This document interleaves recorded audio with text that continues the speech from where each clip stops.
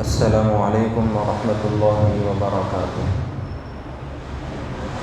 اعوذ باللہ من الشیطان الرجیم، بسم اللہ الرحمن الرحیم۔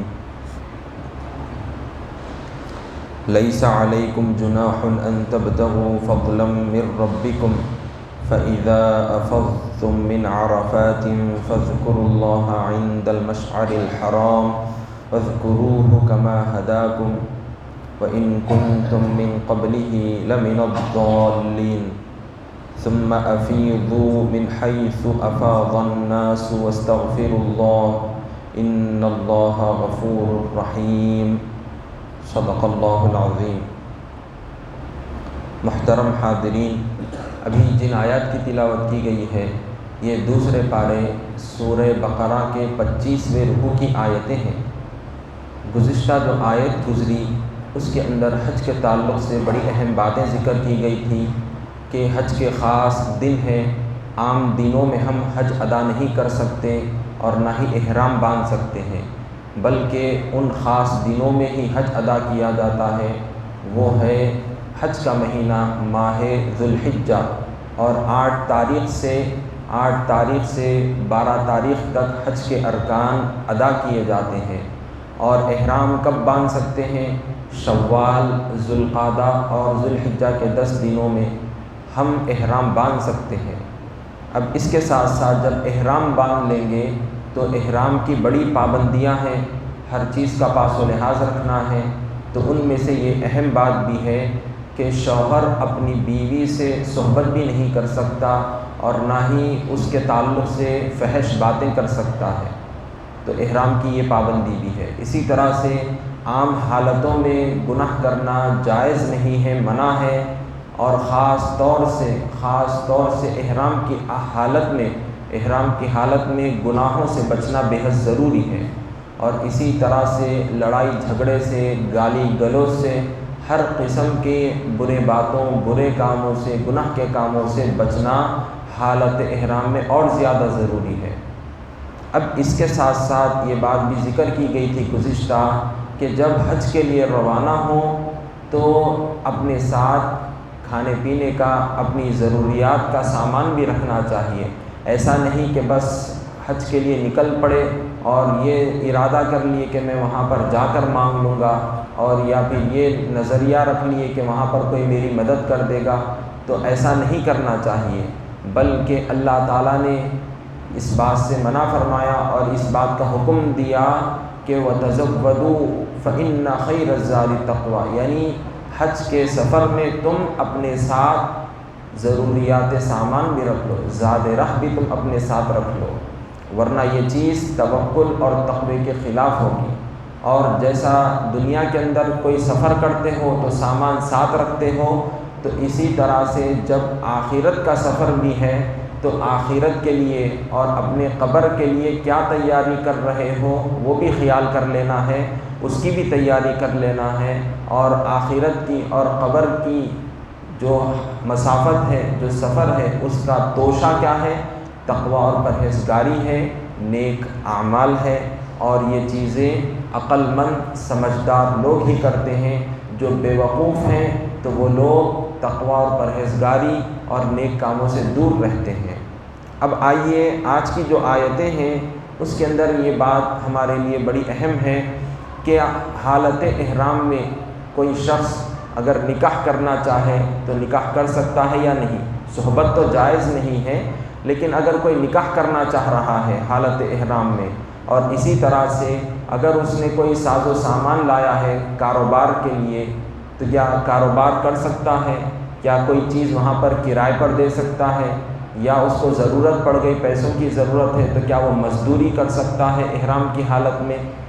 تو یہ چند باتیں ہیں، اس کے تعلق سے یہاں پر اللہ کا یہ فرمان ہے، لیس علیکم جناح ان تبتغوا فضلا من ربکم، یعنی اس بات کا تم پر کچھ گناہ نہیں کہ حج کے دنوں میں تجارت کے ذریعے اپنے پروردگار کا فضل یعنی روزی تلاش کرو۔ فَإِذَا أَفَضْتُم مِّنْ عَرَفَاتٍ فَاذْكُرُوا اللَّهَ عِندَ الْمَشْعَرِ الْحَرَامِ وَاذْكُرُوهُ كَمَا هَدَاكُمْ، اور جب عرفات سے واپس آؤ تو مشعر حرام کے پاس یعنی مزدلفہ میں اللہ کا ذکر کرو، اور اس طرح ذکر کرو جس طرح اس نے تم کو سکھایا ہے۔ وَإِن كُنتُم مِّن قَبْلِهِ لَمِنَ الضَّالِّينَ، اگرچہ تم اس سے پہلے ان طریقوں سے ناواقف تھے۔ یاد رہے کہ زمانے جاہلیت میں اسلام کے آنے سے پہلے عربوں کا یہ رواج تھا کہ حج کے مہینوں میں خاص کر وہ تجارت کرتے تھے، میلے لگاتے تھے، بس یہی ان کا مشغلہ تھا، عبادت کم کاروبار زیادہ، یہ مشغلہ تھا۔ لیکن جب اسلام آ گیا تو اب اسلام نے حج کا طور طریقہ سکھایا کہ حج کیسے ادا کیا جائے۔ حج اللہ کی رضا حاصل کرنے کے لیے، اللہ کا تقرب حاصل کرنے کے لیے کیا جائے، اور زیادہ سے زیادہ اللہ ہی کی عبادت ہو، اللہ ہی کا ذکر ہو، اللہ کو یاد کیا جائے، اپنے گناہوں سے توبہ کی جائے، یہ مقصد ہونا ہے حاجی کا اور عمرہ کرنے والے کا۔ دوسرے مقاصد، دوسری نیتیں نہیں کرنی چاہیے۔ البتہ جب ضرورت پڑ جائے تو اس وقت آپ نکاح کرنا چاہیں تو اس حالت میں، احرام کی حالت میں نکاح کر سکتے ہیں، بالکل اجازت ہے، لیکن صحبت نہیں کر سکتا شخص، اور نہ ہی وہ گفتگو کر سکتا ہے، اس کے تعلق سے باتیں بھی نہیں کرنا ہے۔ اسی طرح سے اگر وہ کاروبار کرنا چاہتا ہے تو حج کے ارکان میں کوئی خلل اندازی ہوئے بغیر، کوئی ڈسٹربنس ہوئے بغیر اگر وہ کاروبار کر رہا ہے اپنی ضرورت کے حد تک تو اس کی بھی گنجائش ہے، اس کی بھی اجازت ہے، کوئی گناہ نہیں۔ اگر وہ کہیں مزدوری بھی کر رہا ہے کچھ وقت کے لیے، حج کی عبادت میں ارکان میں کوئی ڈسٹرب نہیں ہو رہا ہے، اس سے ہٹ کر خالی اوقات میں کچھ وقت کے لیے وہ کام کاج کر رہا ہے تاکہ اپنی ضرورت کو بھی پورا کر لے، تو اس کی بھی گنجائش ہے، اس حالت میں اس کے لیے کوئی گناہ نہیں ہے۔ چنانچہ اس آیت کے شان نزول کے متعلق چند روایتیں ذکر کی گئی ہیں کہ حضور اکرم صلی اللہ علیہ وسلم کی بارگاہ میں یہ بات کا سوال کیا گیا کہ کچھ حضرات ایسے ہیں جو اپنی ضرورت کے حد تک حج کے ارکان ادا کرتے ہوئے وہ کاروبار بھی کرتے ہیں، اپنی سواریاں کرائے پر بھی دیتے ہیں، تو کیا ان کا ایسا عمل کرنا درست ہے؟ تو حضور صلی اللہ علیہ وسلم نے اجازت عطا فرمائی، اور قرآن کریم کی یہ آیتیں پڑھ کر سنائی کہ اللہ تعالیٰ نے یہ ارشاد فرمایا ہے، تو یہ آیتیں اس وقت نازل ہوئی جس میں اجازت دی گئی ہے۔ اسی طرح سے ایک روایت یہ بھی ذکر کی گئی ہے کہ بعض لوگ کاروبار کو حرام سمجھتے تھے حج کے دنوں میں، کیونکہ زمانے جاہلیت میں صرف اور صرف لوگ کاروبار کرتے تھے، لیکن اسلام نے تو حج اللہ کی عبادت کا مقصد بتلا دیا، تو اب اسلام کے اعتبار سے بعض مسلمانوں کا یہ خیال، یہ گمان تھا کہ اب کاروبار نہیں کرنا ہے بلکہ عبادت ہی عبادت کرنا ہے، کچھ بھی کام نہیں کرنا ہے، بس عبادت میں ہی مصروف رہنا ہے۔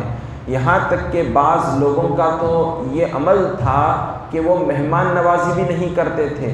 کیونکہ حج کے ارکان میں ڈسٹربنس ہوگا، خلاف ورزی ہو جائے گی، کیونکہ ہم کو تو حج کی عبادت کا حکم دیا گیا ہے، ارکان ادا کرنے، عبادت کرنے، ذکر کرنے کا حکم ہے، تو ہم اگر مہمان نوازی کریں گے تو اس میں خلل اندازی ہوگی۔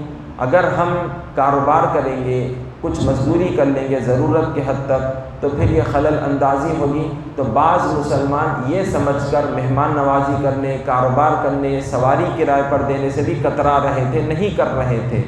چنانچہ اس وقت یہ آیتیں نازل ہوئیں جس میں اس بات کی اجازت دی گئی ہے، اور یہ بات ملحوظ رکھنا بے حد ضروری ہے کہ ارکان حج میں، حج جو ادا کر رہے ہیں عبادت میں، بغیر خلل اندازی ہوئے کہ آپ کے پاس زیادہ ساز و سامان ہے تو آپ برابر دوسروں کی مہمان نوازی کرنا چاہتے ہیں، پورا آپ کو اختیار ہے، اجازت ہے۔